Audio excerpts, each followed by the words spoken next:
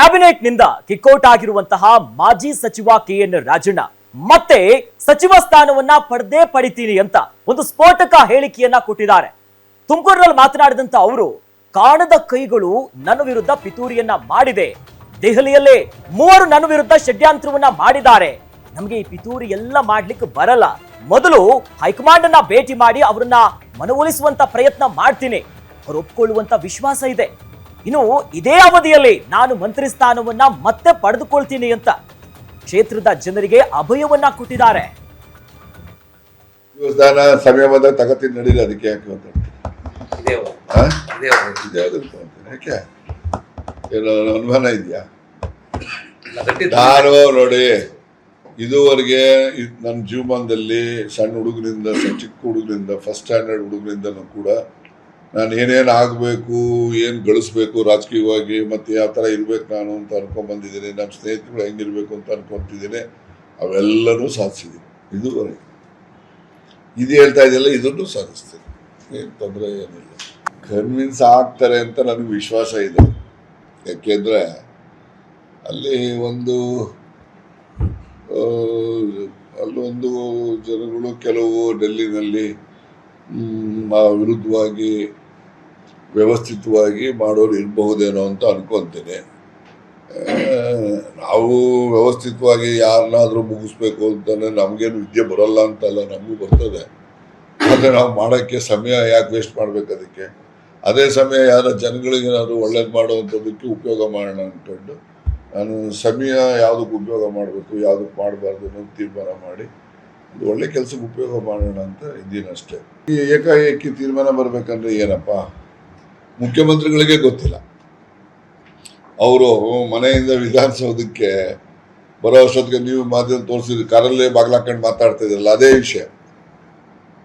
ಕಾರಲ್ಲಿ ಬಾಗ್ಲಾಕೊಂಡು ಒಂದು 20 ನಿಮಿಷ ಕಾರಲ್ಲೇ ಮಾತಾಡಿದ್ದಾರೆ. ಪಾಪ ಅವರು ಹೈಕಮಾಂಡಿಗೆ ಕನ್ವಿನ್ಸ್ ಮಾಡೋಕ್ಕೆ ಪ್ರಯತ್ನ ಮಾಡಿದ್ದಾರೆ. ಹೈಕಮಾಂಡ್ನವ್ರು ಇಲ್ಲ ತೀರ್ಮಾನ ಆಗಿದೆ ಅಂತ ಅಂದಮೇಲೆ ಅವರು ವಿಧಿ ಇಲ್ಲ, ಹಿಂಗಿದೆ ಕಣೆ ಅಂದರು. ಆಯಿತು ಬಿಡಿ ಸರ್, ಹೋಗಲಿ, ತೊಂದರೆ ಇಲ್ಲ ಅಂತ ಹೇಳಿದೆ.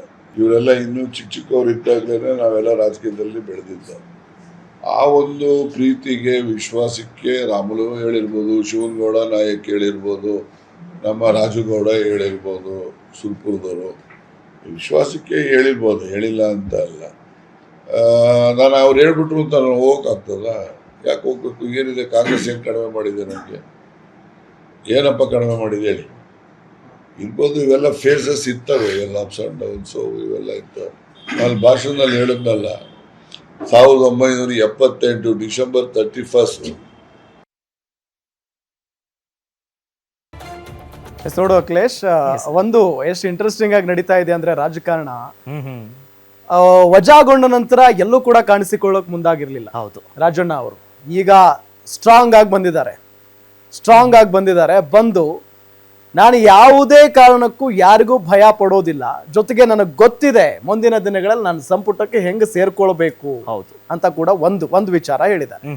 ಅದಾದ ನಂತರ ನನ್ನ ವಿರುದ್ಧ ಷಡ್ಯಂತ್ರ ನಡೆದಿದೆ, ಅದು ಕೂಡ 3ರಿಂದ, ದೆಹಲಿಯಲ್ಲಿ 3ರಿಂದ ಷಡ್ಯಂತ್ರ ಮಾಡಿದ್ದಾರೆ. ಆ 3 ಯಾರು ಅಂತ ಹೇಳಿ 100% ರಾಜಣ್ಣ ಅವ್ರಿಗೆ ಗೊತ್ತಿರುತ್ತೆ. ಅಷ್ಟು ಕಾನ್ಫಿಡೆನ್ಸ್ ಇಲ್ಲದೆ ಅವ್ರು ಹೇಳಕ್ ಸಾಧ್ಯನೇ ಇಲ್ಲ, ಅಷ್ಟು ಗೊತ್ತಿಲ್ಲದೆ ಅವ್ರು ಇಷ್ಟೊಂದು ಆತ್ಮವಿಶ್ವಾಸದಿಂದ ಮಾತಾಡೋದಕ್ಕೆ ಸಾಧ್ಯನೇ ಇಲ್ಲ. ಇದರ ಜೊತೆಗೆ ಬಿಜೆಪಿ ನಾಯಕರು ಅವರನ್ನ ಸೆಳೆಯುವಂತ ತಂತ್ರಗಾರಿಕೆಯನ್ನ ಕೂಡ ಮಾಡ್ತಾ ಇದ್ದಾರೆ. ಅದರಲ್ಲೂ ಶ್ರೀರಾಮುಲು ಅವರಂತೂ ಜೋರ್ಜಾಗಿರೇ, ನಾವಿದೀವಿ ರಾಜಣ್ಣ ಅವ್ರ ಜೊತೆಗೆ, ನಮ್ಮ ಸಮುದಾಯ ಇದೆ, ರಾಜಣ್ಣ ಅವ್ರ ಜೊತೆಗೆ ಅವ್ರ ಬಿಜೆಪಿಗೆ ಬನ್ನಿ, ನಾವು ಕರಿತಾ ಇದೀವಿ, ಅವ್ರನ್ನ ಸ್ವಾಗತ ಮಾಡ್ಕೊಳ್ತೀವಿ ಅಂತಾರೆ. ಸೊ ಅದಕ್ಕೂ ಕೂಡ ಈ ಸಂದರ್ಭದಲ್ಲಿ ರಾಜಣ್ಣ ಪ್ರತಿಕ್ರಿಯೆ ಕೊಟ್ಟಿದ್ದಾರೆ. ಕಾಂಗ್ರೆಸ್ ನನಗೇನೂ ಕಡಿಮೆ ಮಾಡಿಲ್ಲ ಅವ್ರು ಹೇಳ್ತಾರೆ. ಅಫ್ಕೋರ್ಸ್ ಕಡಿಮೆ ಮಾಡಿಲ್ಲ ಕಾಂಗ್ರೆಸ್, ಜೊತೆಗೆ ಅವರು ನನ್ನ ಮೇಲೆ ಪ್ರೀತಿಯಿಂದನೋ ವಿಶ್ವಾಸದಿಂದನೋ ಕರೀತಿದ್ದಾರೆ, ಅದರಲ್ಲಿ ಏನೂ ತಪ್ಪಿಲ್ಲ. ಬಟ್ ನಾನಂತೂ ಬಿಜೆಪಿಗೆ ಹೋಗಲ್ಲ ಅನ್ನೋ ನಿಟ್ಟಲ್ಲಿ ಸ್ಪಷ್ಟನೆಯನ್ನ ಕೊಟ್ಟಿದ್ದಾರೆ. ವಾಪಸ್ ಸಚಿವ ಈ ಅವಧಿಯಲ್ಲೇ ಆಗ್ತೀನಿ ಅನ್ನೋ ದೊಡ್ಡ ವಿಶ್ವಾಸ ಅದು ಇದೆಯಲ್ಲ. ಫಸ್ಟ್ ಪಾಯಿಂಟ್, ವಜಾಗೊಂಡ ನಂತರ ಏನಾಯ್ತು ಅನ್ನೋದನ್ನ ಈಗ ಎಕ್ಸ್ಪ್ಲೇನ್ ಮಾಡಿದ್ದಾರೆ ಅವರು. ಮುಖ್ಯಮಂತ್ರಿಗಳಿಗೆ ಈ ವಿಚಾರ ಗೊತ್ತಿರಲಿಲ್ಲ, ಅಷ್ಟರಲ್ಲೇ ಮಾಧ್ಯಮಗಳಿಗೆ ವಿಚಾರ ತಲುಪ್ತು ಅಂತ ಅಂದ್ರೆ ಇದ್ರ ಹಿಂದೆ ಯಾರಿದ್ದಾರೆ ಅನ್ನೋದು ನನಗೆ ಬಹಳ ಚೆನ್ನಾಗಿ ಗೊತ್ತಿದೆ ಅನ್ನೋ ನಿಟ್ಟಿನಲ್ಲಿ ಹೇಳಿಕೆಯನ್ನ ಕೊಡ್ತಾರೆ.